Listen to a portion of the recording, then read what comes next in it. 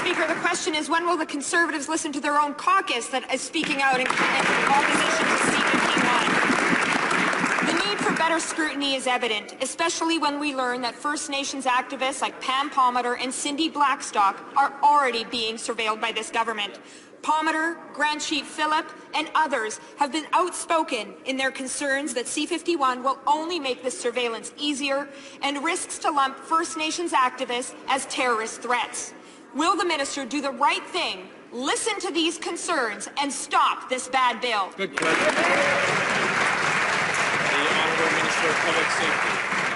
I hope, Mr. Speaker, that the member will take the time to read the bill, because the member will see that the Anti-Terrorism Act clearly states that activity undermining Canada's security does not include lawful advocacy, protest, dissent, and artistic expression, Mr. Speaker.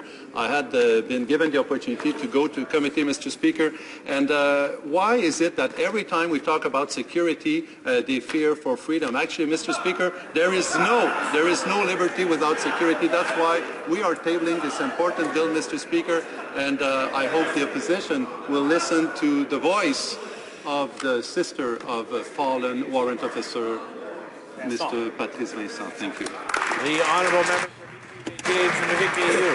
for Mr. Speaker, Aboriginal communities deserve better than rhetoric from this government, Mr. Speaker.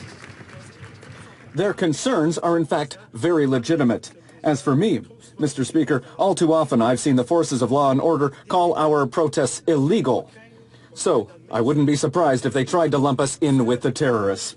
Will the minister finally realize that C-51 is unconstitutional and that it threatens the rights of Indigenous people?